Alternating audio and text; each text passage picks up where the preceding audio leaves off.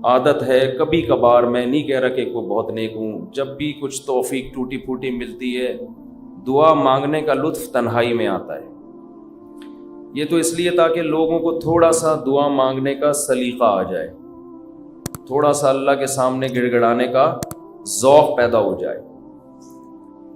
لیکن ہمارے ہاں جیسے ایسے لوگ آپ کو ملیں گے جو سال میں ایک دفعہ نہاتے ہیں عید کے دن، وہ بھی کوئی مشورہ دیتا ہے ان کو،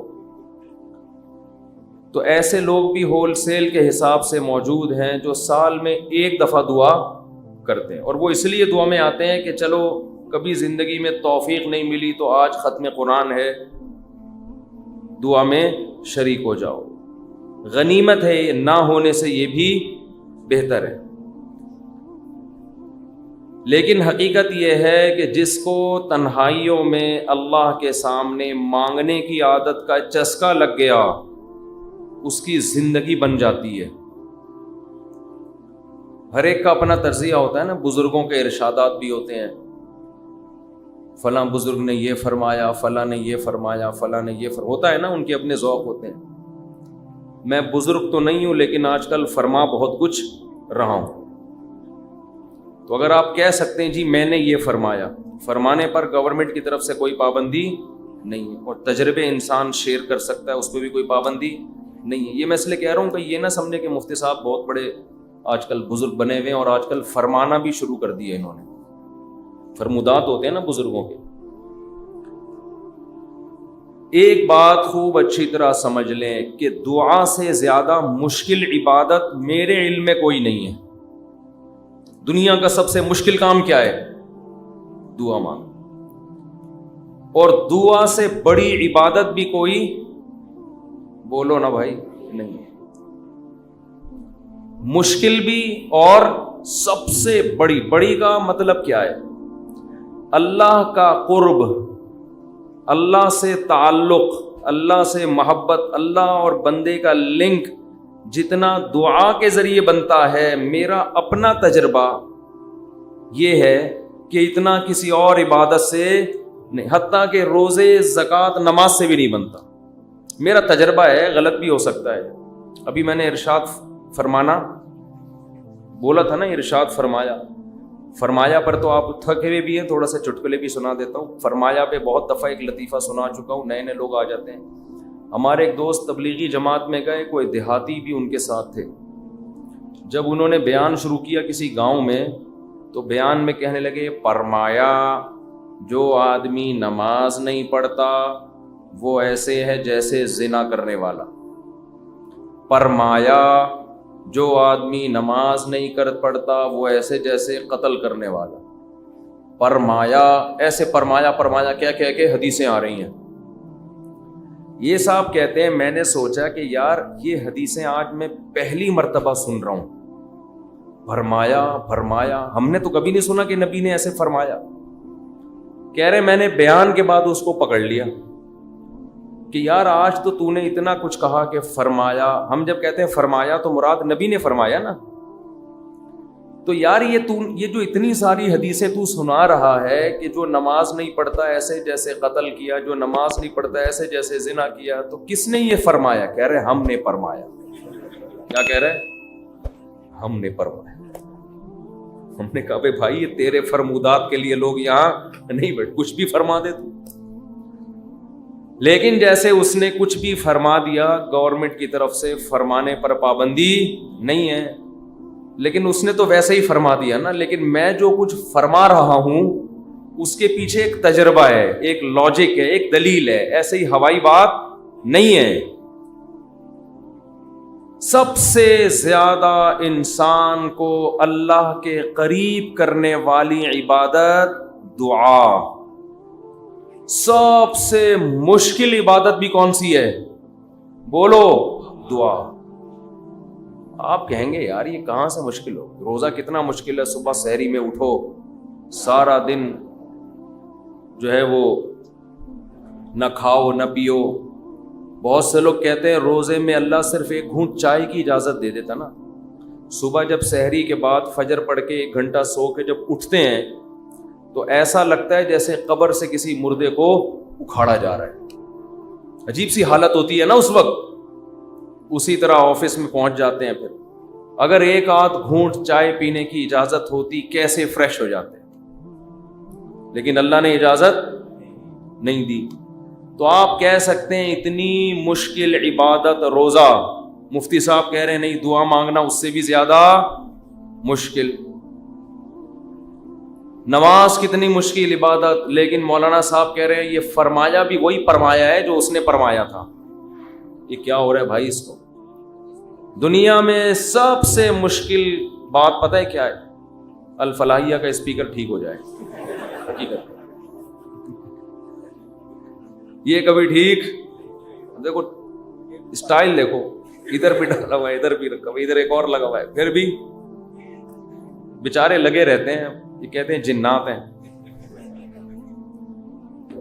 تو آپ کہہ سکتے ہیں بھائی کیسے مشکل ہے. اصل میں دعا, اور ایک اور اشکال ہوگا, آپ کہتے ہیں لوگ تو بہت دعائیں مانگتے رہتے ہیں. کتنی دعائیں مانگتے ہیں نا, صبح شام دعائیں مارکیٹ میں چل رہی ہیں ہول سیل کے حساب سے.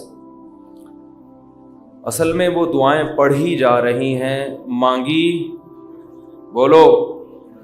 دعا پڑھنا بہت آسان. یونس علیہ السلام نے مچھلی کے پیٹ میں لا الہ الا انت سبحانک انی کنت من الظالمین کہہ کے دعا پڑھی نہیں تھی, یہ دعا مانگی تھی. اور ہم کیا کر رہے ہوتے ہیں؟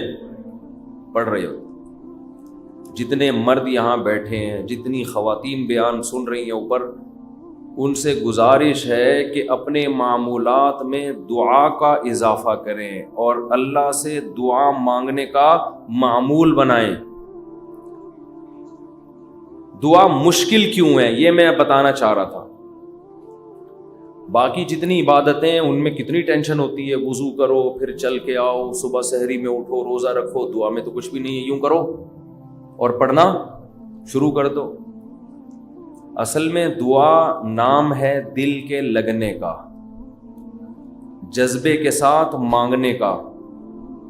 شیطان انسان کو یہ باور کراتا ہے کہ تو مانگتا ہے ملے گا تجھے کچھ بھی نہیں, اس لیے مانگتا ہے ہی نہیں, پڑھتا ہے.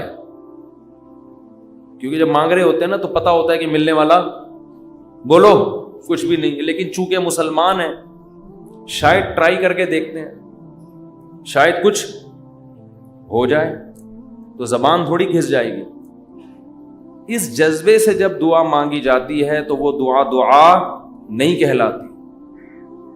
دعا کا مطلب یہ ہوتا ہے کہ میں نے جس کے دربار میں ہاتھ پھیلائے ہیں وہ بڑا جواد اور کریم ہے.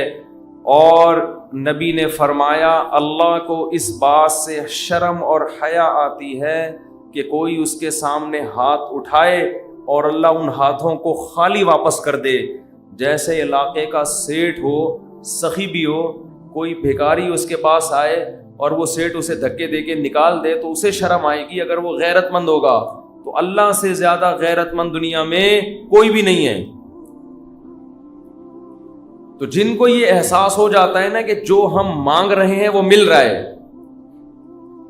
تو آپ سوچو ایک بادشاہ نے آپ کو آفر دے دی کہ یار جو 1 گھنٹے میں جتنا مانگنا ہے مانگ لو, میں سب دے دوں گا. تو آپ سارے کام کاج کو چھوڑ کر کس کو فوکس کرو گے؟ بولو. جب تک آپ تھک کے چور نہیں ہو جاؤ گے آپ رٹا لگا کے رکھو گے, مانگتے ہی رہو گے, مانگتے ہی رہو گے. آپ کو پتہ ہے سب مل رہا ہے. دوبارہ مثال دیتا ہوں. وزیر اعظم آ گئے بھی آپ کے پاس, آپ کے گھر پہ عیادت کے لیے, کورونا میں کوئی کیس چل رہا تھا, ایک مثال دے رہا ہوں, ایسا ہوتا نہیں ہے لیکن فرض ونس اپون اے ٹائم. اور اس نے آپ بلکہ بلینک چیک دے دیا آپ کو, کسی IMF نے بلینک چیک دے دیا, جتنے پیسے بولو گے مل جائیں گے. ایسا ہوتا نہیں ہے, مثال دینے پر گورنمنٹ کی طرف سے کوئی پابندی نہیں. تو آپ اس چیک پہ کیا لکھو گے؟ بولو. 5 روپے, 10 روپے, 20 روپے, 30 روپے. وہ کہے کہ ایک ہی دفعہ بھرنے کی اجازت ہے, دوبارہ آپشن آپ پتہ کیا کرو کہ جو اس میں ہند سے جہاں لکھے جاتے ہیں نا 9 سے شروع کرو گے وہ بھی چھوٹا سا 9 لکھو گے تاکہ جتنے 9 اس میں گھسیڑے جا سکتے ہیں میں گھسیڑ دوں. ایسا ہی ہوگا نا, چھوٹا سا 9 تاکہ بینک والا چشمہ لگا کے دیکھے 9999999 یعنی 9 ارب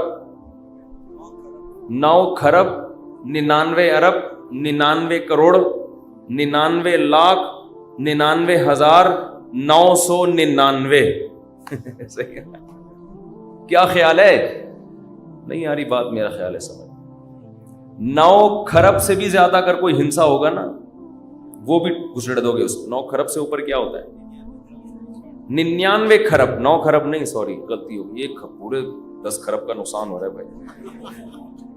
99 کھرب 99 ارب 99 کروڑ 99 لاکھ 99,999 کا چیک بنا کے دو گے کہ نہیں دو گے؟ بشرطے کہ یقین ہو کہ یہ میں خواب نہیں دیکھ رہا ہوں, ورنہ بعض دفعہ آدمی کی آنکھ بھی کھل جاتی ہے ایسے موقع پہ. وہ ایک آدمی کی لاٹری نکلی نا اسی 99 کھرب روپے کی, یہ بہت 5 ارب کی لاٹری نکل آئی. تو جنہوں کی جو کمپنی تھی جو بھی لاٹری جنہوں نے دی, انہوں نے کہا کہ یار کسی ماہر نفسیات کو بھیجنا چاہیے جو اس کو بتائے کہ تمہاری 5 ارب روپے کی لاٹری نکلی ہے, کیونکہ ایک دم سے بتا دیا تو خوشی سے مر بھی سکتا ہے یہ. تو آرام آرام سے جا کے کوئی نفسیاتی ڈاکٹر اس کی نفسیات کو سمجھتے ہوئے اس کو بتائے گا. نفسیاتی ڈاکٹر کو بھیج دیا. نفسیاتی ڈاکٹر نے جا کے نا اس کو پہلے سمجھایا کہ دیکھ فرض کر لے تیری 1 لاکھ کی لاٹری نکل آئے تو کیا ہوگا؟ اس نے کہا خوش ہوں گا میں. 1 لاکھ پہ اس نے کہا چلو نہیں مرے گا, ٹھیک ہے نا, اب لاکھ سے تھوڑا سا اوپر آؤ.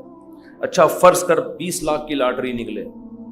اس نے کہا یہ کروں گا, دکانیں بناؤں گا, یہ کروں گا, ایک پلاٹ خرید لوں گا. اچھا ایسے 20 لاکھ سے اوپر آیا, 1 کروڑ تک پہنچا, 1.5 کروڑ تک, 2 کروڑ تک, 3 کروڑ تک. 3 کروڑ میں کیا کرے گا جی, اتنی دکانیں لے لوں گا, بحریہ ٹاؤن میں گھر لے لوں گا وغیرہ وغیرہ. ہوتے ہوتے 5 کروڑ جو اصل تھی نا 5 کروڑ تک آ گیا. اچھا یہ بتا 5 کروڑ کی لاٹری نکلی تو کیا کرے گا؟ اس نے کہا آدھی تجھے دے دوں گا. یہ سننا تھا ماہر نفسیات کا انتقال ہو گیا. ماہر نفسیات کا انتقال ہو گیا. وہ بیچارہ برداشت نہیں کر سکا یہ خوشی. تو یہ تو میں ایک مثال دے رہا ہوں. 99 کھرب 99 ارب 99 کروڑ 99 لاکھ 99,999 اشاریہ بھی لگا دے گا آگے 9999. لیکن چونکہ ایسا ہوتا نہیں ہے, IMF کبھی کسی کو ایسے بلینک چیک اس طرح سے نہیں دیتا نہیں ہے. اس لیے ہم یہ سب ہنسی مذاق کی باتیں سمجھی جاتی ہیں. لیکن اللہ کا معاملہ ایسا ہے کہ اللہ نے ہم سب کو بلینک چیک بولو دے دیا ہے. یہ بلینک چیک پکڑا دیا ہمارے ہاتھ میں, جو لکھنا ہے اس میں لکھ دو, میرے دربار میں پیش کر دو, میں دوں گا. جو مانگو گے بولو بھائی دوں گا. اب جس کو اس پر یقین ہے نا اس کو جتنا وہ دعا کو فوکس کرتا ہے اتنا کسی اور عبادت کو فوکس نہیں. وہ باقی عبادت کرتا بھی اس لیے کہ عبادت کر کے دعا مانگوں گا تو زیادہ قبول ہوگی. عبادت میں دعائیں زیادہ قبول ہوتی ہیں نا. تو یہ شیطان نے دماغ میں یہ ڈال دیا ہے کہ اللہ سنتا ہے دعائیں مگر قبول نہیں کرتا, اور اللہ کہتا ہے میں کرتا ہوں قبول, لیکن جس طرح تو چاہ رہا ہے اس طرح نہیں کروں گا میں قبول. اس طرح کرنا اگر شروع کر دی تو اللہ کا معاملہ ہمیشہ غیب پر ہے. یخشون ربہم بالغیب, جو اللہ سے ڈرتے ہیں بغیر دیکھے, جو اللہ پہ ایمان لاتے ہیں بغیر دیکھے, جنہوں نے جنت پہ یقین کیا بغیر دیکھے, جو جہنم سے ڈرتے ہیں بغیر دیکھے, جنہوں نے عذاب نہیں دیکھا. کیونکہ دیکھ لیں گے تو آزمائش ختم, پھر تو سارے نیک بن جائیں گے, سارے نیک. تو اللہ کہتے ہیں بھی مانگو نظر نہیں آئے گا. تو عقل مند لوگ گڑ گڑا کے اللہ سے مانگتے ہیں. اور یاد رکھو دعا میں تکبر کبھی مت کرو. تکبر نہیں کرو دعا میں. تکبر کیا ہے کہ اللہ کے سامنے روتے ہوئے شرم آ رہی ہے. یہ بہت بڑا تکبر ہے. دیکھو کسی دنیا دار سیٹھ کے سامنے انسان کو روتے ہوئے بھیک مانگتے ہوئے شرم آ جائے, یہ غیرت کا تقاضا ہے. لوگ کہتے ہیں نا اتنی سی حاجت پہ تو رو کیوں رہا ہے, کہتے ہیں نا لوگ, ارے آپ نے جا کے کسی سے ₹1,00,000 قرضہ مانگا اور آنکھوں سے آنسو نکل گئے تو ٹھیک ہے وہ ترس کھا کے آپ کو ₹1,00,000 دے دے گا, مگر اس کی نظر میں آپ کی عزت بڑھے گی یا کم ہو جائے گی؟ کم ہو گئی. لاکھ کے پیچھے کیا کر رہا ہے؟ ابے یار ایک تو بولتے نہیں ہو نا, پھر مجھے تپ چڑھتی ہے. لاکھ کے پیچھے آنسو نکال رہا ہے. یہی کہے گا نا ابے میرے سامنے آ کے رویا تھا, ابے تو کل بعد میں تانا بھی دے گا,